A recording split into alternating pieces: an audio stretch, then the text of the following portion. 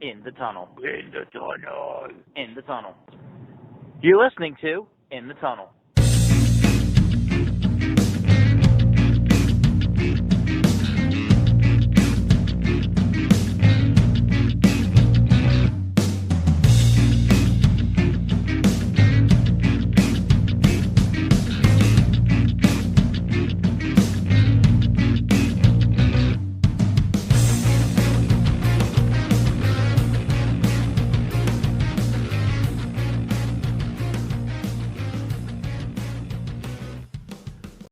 Hello and welcome to In the Tunnel, episode number 93. Uh, yeah, life got in the way, I guess. These So, hiatuses just get longer and longer. That's just really what it comes down to. yeah. All right, well, we're just going to kick it off, start with the NHL. I don't know about you, but it's probably the sport that we both watch the most. Uh, Actually, for me this year, it's been harder to get into it. Oh, really? I haven't really been getting into most sports right now. Okay. Yeah, I've Like been I follow them, but like watching them is just a completely different thing. It's just easier to scroll through Twitter. Yeah, no, I've caught at least parts of every Devils game so far and a few of the others. So yeah. Over here we have probability to make playoffs all the way to winning cup. So aside from the pretty much expected Panthers and Hurricanes to be basically guaranteed to make the playoffs at this point, Mm-hmm. um, you have Calgary and Edmonton also at and Tampa Bay at pretty high percentages. Yeah. Any numbers surprise you as being so high or so low so far? I mean, I know it's early, and I know Vegas is been a contender for a number of years, but 54% chance to make the playoffs is remarkably low for a team that's been contending ever since the jump. And they unloaded Flurry being an older guy, no longer being seen as an asset. Um, but they still have Robin Leonard, and for them to be that low, I mean, below the Kraken, who we both agree don't have a lot of offense, is kind of troubling. Um, I just I think I that means mean, that the Kraken are too high. Not necessarily that Vegas is too low. Maybe a couple percent too well, low. they're in the same division, so if the Kraken are too high, then some other team is too low. Yeah. But like, I don't know. What do you think of the fact that the Hurricanes are as good as they are, and they're still only an 89.9% based on this model to make I the playoffs? I mean, what? Theoretically, they can lose just as many games in a row as they've won, right? Yeah, but it's a forecasting model. Like, Yeah. I mean, I don't know. I think it's fair because you're basically saying like they're the top of this in terms of percentage. They basically have a 90% chance, right? hmm And you're basically saying that there is some possibility they basically lose out the rest of the season, but not much. yeah, no, I agree with that. So yeah. Um, yeah, I mean, most of the other teams are kind of right where you would put them. I I mean, mean, Metro is the Metro, I guess. Like all teams aside from the Islanders are pretty close in there. mhm. Uh yeah. Central's the central. Yeah. Like, what do you really expect out of the central? You kind of know in a lot of divisions in hockey right now who you're going to get out of it. Yeah. And you kind of know that the teams that have been rebuilding for the past 2, 3 years are still kind of rebuilding. And Uh that's why, yeah. Buffalo, Ottawa, Red Wings, they're all kind of still in that same place I because they've mean, been long rebuilds. you have the bottom feeders of the Coyotes, the Blackhawks, the Senators, right? I think those are the lowest three. hmm So yeah, I mean, I think that's pretty expected. Yeah, I I'm mean, with you. all this tells me is it's gonna still be a Metro race like no other. Uh, and It always is for yeah, some and reason. the rest of the league is like some maybe slightly figured out, but some not really. Yeah, pretty much. Yeah. Also, are we ready to just say that Carter Hart is bad? Uh, I say How probably. many? I mean, how many more years do they give him? I mean, I don't know if you need another like year to say he's bad, but like I don't know. We'll see. Maybe he could pick it up, but it's basically the year. Yeah, because I mean, last year he was not very good. He's 3-2 this year with a 2.41 goals against average and 9.26 save percentage. So save percentage is fine.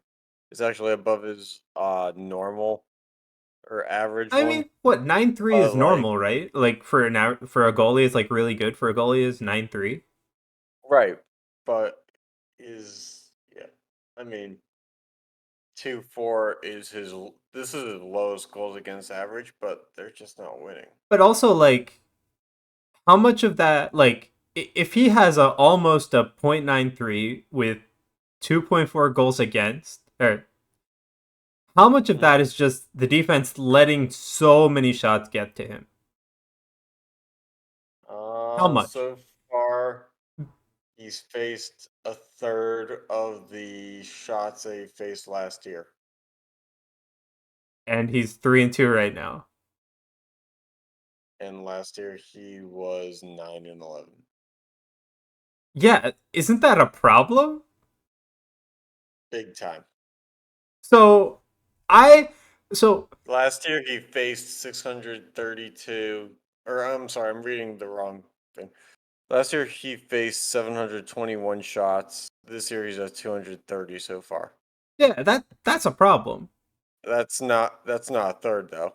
It's close, but it's not a But third. it's still a problem, right? 5 games, and you played 20 games last year, right? Hmm.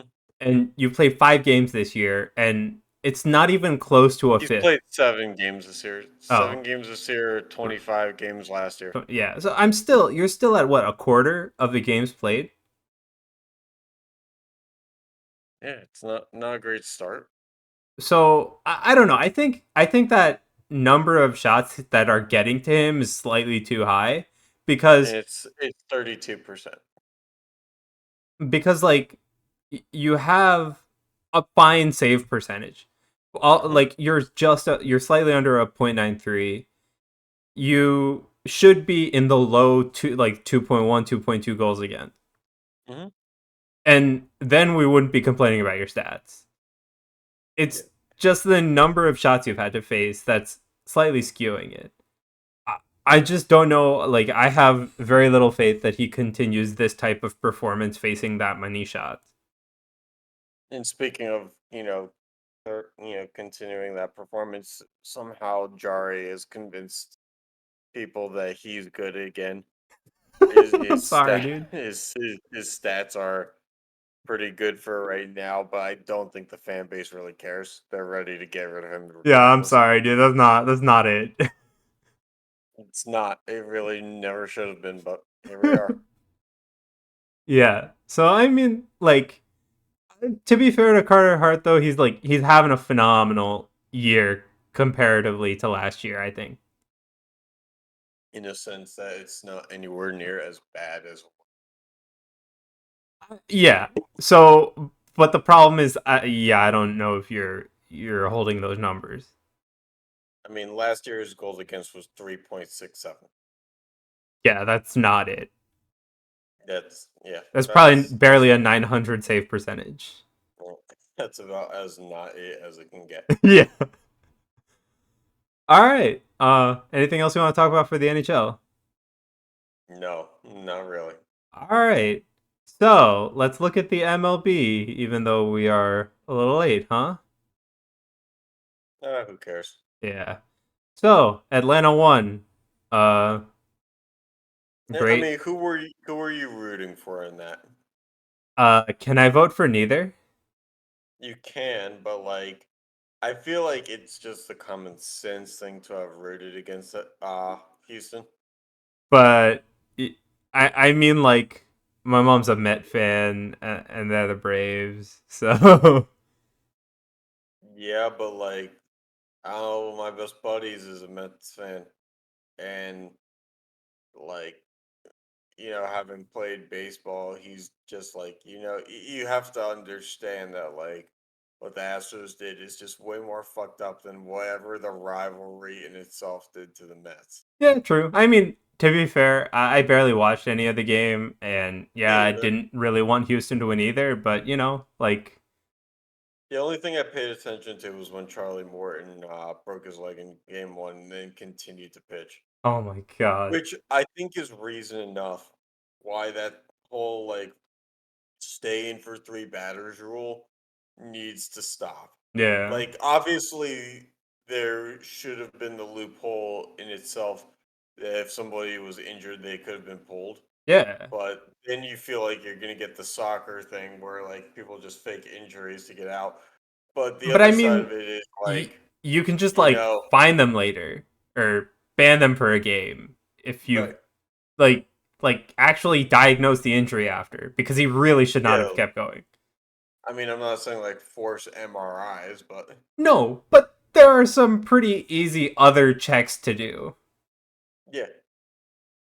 Yeah, or like have like the NFL has and I know it's not good to say the NFL is as a baseline for morally right, but when they have the neutral, like not team but neutral neurological specialist or something. Yeah, and Like just like have a neutral like sports medicine guy on site. you can do that. Yeah. All right, and then as far as off-season stuff, nobody wants to work for the Mets. Who knew, dude? I mean, like it's weird because everybody thought that once Steve Cohen bought the franchise and like turned it around in the sense that they were going to start spending money for free agents, build leadership and build a new culture, that nobody saw that like they just didn't do anything about the skeletons in the closet. Yeah. So And not surprised. like then Mickey Callaway is the former manager who gets outed, then it's executives getting outed, GMs getting outed. Yeah, like at some point, you just got to understand that the Mets just are going to be this way. This is like what happens in toxic sports organizations that never win. Yeah. So, So I mean, I think they really just need to purge their entire like operation to fix it. But that's not gonna happen. no, So I agree with that because there's just no point in keeping anybody who's in the know of what happened because at that point, somebody's withholding information yep. and it's just not going to end well. All right. Other baseball stuff. How do you like the arm barn, dude? Please stop. Yeah, and it really doesn't need to stop. I mean, kudos to PETA for like giving a shit, but this has absolutely nothing to do with any kind of animal abuse. They want you to change from saying the word bullpen because it's somehow insensitive to an animal that is nowhere near any baseball field. It's like, what are they going to go after the Durham Bulls to just because it's a minor league team that shares the name? If PETA went after every sports team that represented an animal, or like it's like saying that the Phoenix Suns gorilla because it's a gorilla and it jumps to a basketball hoop. If it ever hits its head on the on the backboard, it's posing a threat to the reputation of gorillas. It's like no, it's just a fucking guy in a suit. Like I mean, it's there's also nothing saying left like to it. the ducks should rename themselves because we don't want like ducks on ice smashing their Yeah, bodies into each other and getting yeah. hurt. Every team that's in our fucking rebuild should be considered abusive to PETA because all they do is conduct detrimental reputation to the animals in which they represent. Well, good luck with that. All right. My wording was probably horrible on that, but it's late and I just don't care. Basically, what I'm saying is like PETA would go after if PETA had anything. Fuck a salary cap. If PETA was serious about making shit happen and making change happen, go after the teams that are so bad that they're embarrassing what an animal is. All right. Anyway, the White Sox are, I No, guess, no. Ozzie Guillen, the former White Sox manager, the guy who publicly backed Fidel Castro right. and hasn't managed a team since 2013, at which point he was fired after the Fidel Castro remarks, was now being interviewed to be a manager of the Padres. Granted, this did not happen, but I just thought that this was noteworthy that this seemed like a good idea to people Yeah. at the time. I don't think it ever should have even happened. It's not a good idea. It's really not. And just to go through Ozzie Guillen as a manager, first of all, he was not a manager for that long Yeah, in it his was career. pretty Started short. in 2004. Well, started in 2004 and ended in 2011 with the White Sox, and then one season with the Marlins. Hmm. Keep in mind, that was a Marlins team that brought in Jose Reyes, Mark Burley, was supposed to be a super team, and went 69 and 93, Yep. finishing fifth, dead last in the NL East. Yep. Now, he did have a grand total of 2 playoff appearances with the White Sox in In 7 seasons. 8 years, One of 17. them, Yeah.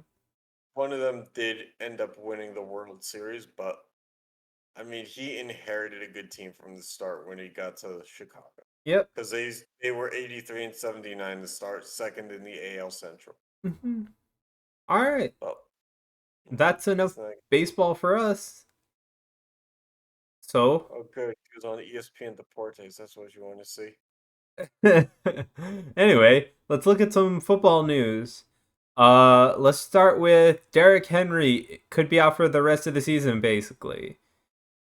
No, he is. He is. Yeah, he Yeah. is. So he's out for the That rest of the season. So the Titans sign Adrian Peterson. Good on them.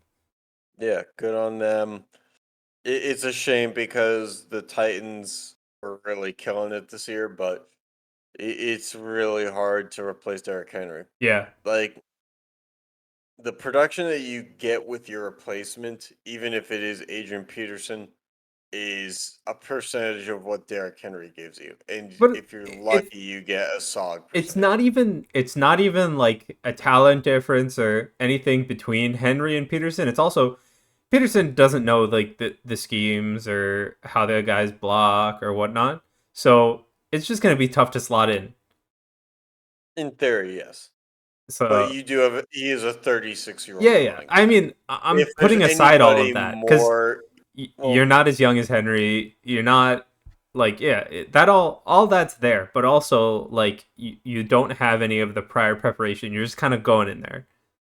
right, but at 36, you're probably more equipped to have seen all those schemes by that time in your career, whereas the average running back is out of the league by like 32. Yep. All right. Jameis Winston's also out for the season. That kind of sucks. It does, but I was kind of excited because I thought that this year he had a chance to kind of get the bad interception throwing version of Jameis away from his reputation. And I think to some degree he kind of did that, but the offense wasn't very good. Yeah. But I mean, Not necessarily all his fault too. Kamara's kind of, you know, not been what he once was. mhm, Um, and so Michael Thomas didn't want to show up. They don't have a great tight end anymore like they did for yep. years and years. Um, and so you kind of have to improvise a lot, and that leads to some bad things. Yeah. The Rams acquire Von Miller. That one was big, but it wasn't as it oddly was.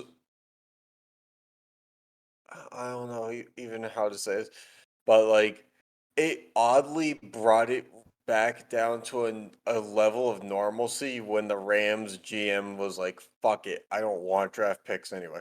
I was like, "Oh, okay." Okay, I good for mean, you. if that's how you're gonna do it, then like, why is it newsworthy then? Like, because the return is the big thing. Yeah. Okay, Browns release Odell Beckham Jr. Just don't have your father go complain on Twitter for you. Or put up YouTube videos sideways, which I think that's the funniest part of all this is you're gonna create an 11-minute video about how your son is open. One, if your son's a professional athlete, you probably don't need to come to their aid like that. Yeah, Maybe for like mental and emotional stuff, but like this isn't his high school, right. Exactly. tape to put out for colleges. Like I'm sure Baker Mayfield knows and wishes he could have gotten back some of those throws. Oh yeah. But, like, let's just say what it is. OBJ is a diva and he's a prick. In that sense, that on the field, this is what he does. He wants and demands attention. And when you want and demand attention, you end up not getting attention. Yeah. But anyway, and Kansas City acquires Melvin Ingram. Yeah, he didn't want to be here. Whatever. He didn't want to be here, and that was really the only thing that could make this graphic 6 boxes. Yeah, I I mean, don't know what to tell you. all right. Last piece of news that we thought was pretty cool. Yeah. So Mike White played for the Jets. Was it a week, 2 weeks ago now? Two Yeah, weeks. And some random guy, a shop owner, placed $1,000 bet and got paid out 125 to 1. but he was a shop owner. Yeah, it's like a local store owner or something. I'm pretty sure. Okay, well that I mean, one as a businessman, bad, bad person. You don't put $1,000 on a bet. You don't One put a twenty five to thousand. one bet, First of dude. all, second of all, I want to know what sports book this guy is using, where he can pick who's going to have the most passing yards. So I've used DraftKings, FanDuel, and like a bunch of others, and I've never seen that prop. Something tells me this guy's betting Wasn't he illegally. at a casino in AC or something? I don't read the articles. I just grab Yeah, the I'm pretty headlines. sure he was at a casino. Okay, so he probably did this drunk, didn't he? Yeah, who cares? He won 125 to 1. Okay. Would be nice. Yeah, Or as Sean calls it, monopoly money. I mean, I just thought that was pretty cool. Like, I don't think any sane person was making that bet. Uh, Oh, so we agree that some things cause this. I uh, mean, it worked out, but like that's like I saw on Twitter last week, and somebody was like, created a parlay, and it was like, well, it could happen, and it was a $1 bet that would pay out 3 point some billion. You know what it was? what? Every game to have a safety. That is He not it. parlayed every game to have a safety. That's not it. Yeah, But but would he put a like, dollar? Okay, I don't care. You put a dollar. Go ahead. Go but entertain like. yourself. I mean, like, yeah, I would have stopped at like 2 or 3 games and been like, the odds are probably still like $1 turns into like 15,000. Yeah, but like still, it's a dollar. Go do whatever you want. Yeah, no, I mean, like, I get it. At $1, you can play the things a lot differently, but 1,000 on a guy that nobody really had a lot of tape of. I mean, he must have watched this guy in college. I don't think so. I I don't mean, remember, but like I'm pretty sure he just did it. I mean that's the other part of it is the odds had to be the best. Yeah, best 125 to 1. Those were the best odds of that week. Yeah. But the fun part about it was like because the Chiefs are so fucking bad this year. not just in terms of record, but scoring offense. They don't put up big numbers like they're used to. So, for them to have to deal with, or the better having to deal with, okay, we have to wait on Patrick Mahomes to be the final card here Yeah. in terms of passing yards is like And it was against that's the got to be Giants the on Monday biggest. night, right? It's the biggest sweat job until you figure it out that it's like the third quarter and Mahomes probably has like 175 pass yards, and you're like, actually, now that I think about it, like that's actually more pressure. Because if they were down, because they were going back and forth there for a while, like But he was playing the that's more Giants, so pressure you wouldn't have had to worry. in theory. But like if they caught themselves down, which they did, because then they went on a game-winning field goal. Yeah, I'm pretty sure. So there was passing yards involved late. Yeah. Yeah. Anyway, so yeah, last thing we want to talk about is fantasy leaders. So yeah, Derrick Henry's on this list because he's really good, but he probably won't be on this list anymore. Actually, definitely won't be. His average will be. But it's gonna drop, no? Oh no, because he'll just stay at Yeah, 8 games, right? yeah, his average is based off of games played. Yeah. Um, yeah, you know what? It really pisses me off that Tom Brady's in the top three.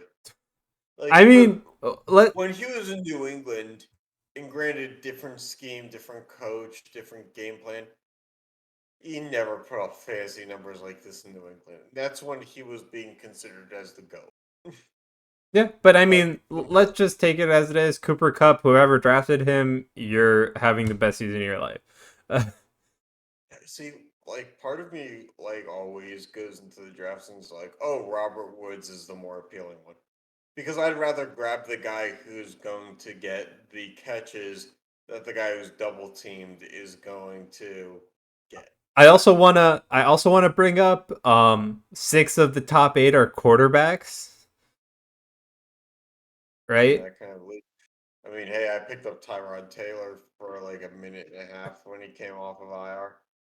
But like 6 of the top 8 are quarterbacks, and if you go to top 10 where you have 7 of the top 10, Yeah. that's like that just shows It you how much it's been importance a a quarterback is it's probably, especially in PPR leagues.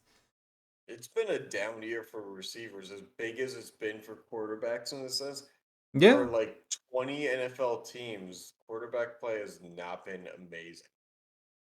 yeah, but Like there's a major talent drop off after you get past your top like five quarterbacks.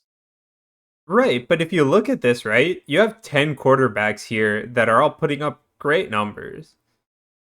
Right. And then there's the other side of things, and not to be a homer, but like every week on an Instagram fantasy football page that I follow, uh, they do their quarterback rankings, and Ben Roethlisberger is ranked dead last.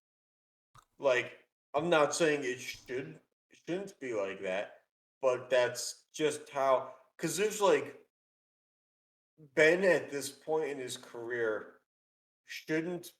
I shouldn't be able to say that he could be interchanged for like Baker Mayfield Right. or like some other quarterbacks like that, but they're all kind of playing at the same level, Yeah. and so if Roethlisberger is going to be the 26th best quarterback you can play in fantasy football in a given week, but Baker Mayfield can't beat him, then what does that say about, Baker Mayfield? What does it say about other guys like Baker Mayfield, like whoever's starting for the Texans? Like, it's just, But it's I, rare. I mean, There's not a lot of domination. my point here is that like you know how fantasy normally goes, like top 5 players usually pick a running back and then it's whatever. Yeah. Like, where the heck are the running backs in this list? Yeah. Well, I mean, You it's got not been Derrick a big. Henry, but he's It's out for the not been season. it's not been a huge year for like throwing to the running back either. Yeah, exactly. That's my Because point. jet sweeps are so popular now. Jet sweeps and reverses have taken over that kind of screen game. Yeah. So wide receivers just get the rushes, and then wide receivers get bigger stats.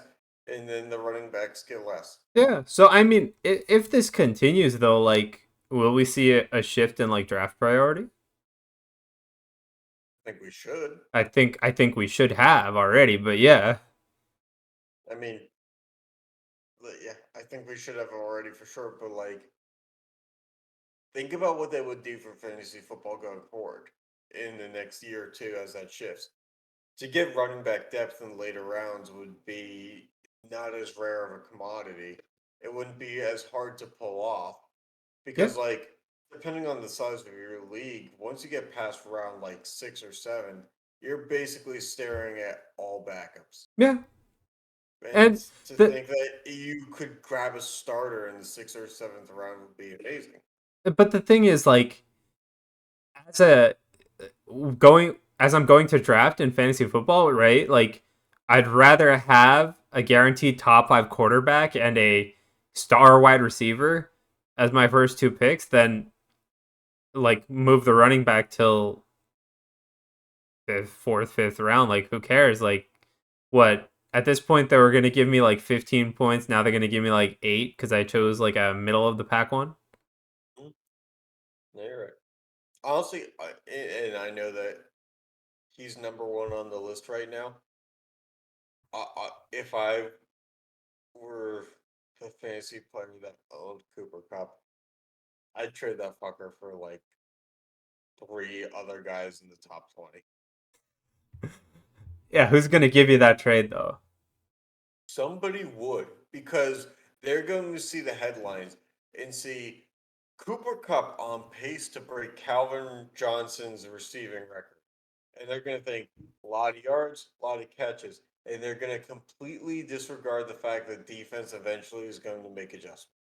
Yeah, but like, I mean, yeah, you'll have to throw in some guy who's probably like top 50 and make it like 3 for 2.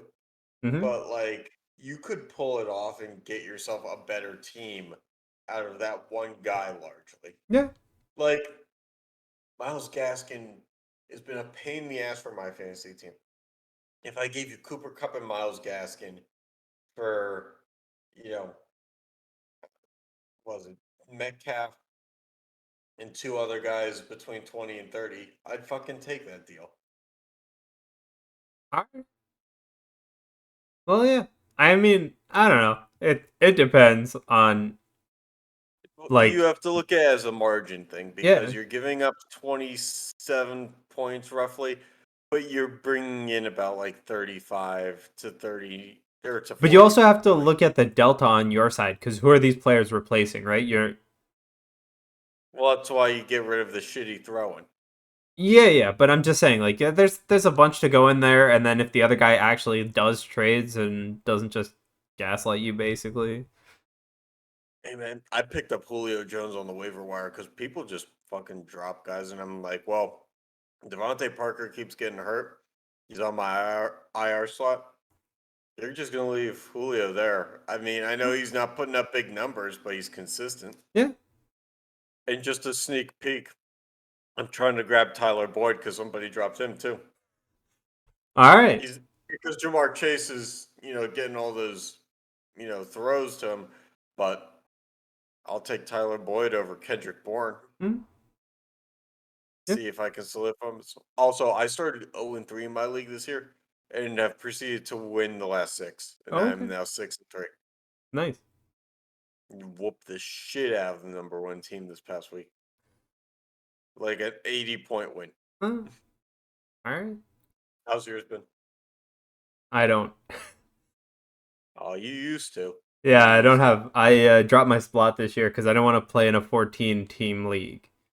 Yeah, mine's 12 team this year, which is like the biggest I've gone in That a is while. the largest I would go. Right. There's no like, it's just so hard to play any higher because like by fifth round is over. Like you're grasping at straws. I don't even know the players' names Actually, anymore. I did pretty well with drafting. I haven't had to make any trades. Eh, all right. Not to Anything else brag. you want to Not talk to about? brag. No, I'm pretty good here. Next time we gotta get an episode up soon.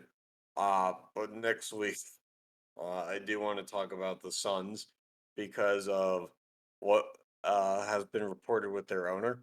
Oh, okay. Well, we'll see.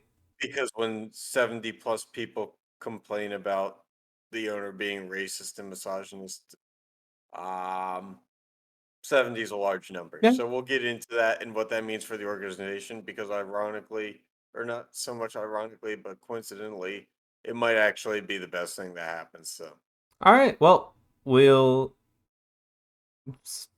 catch you next time, I guess. yeah.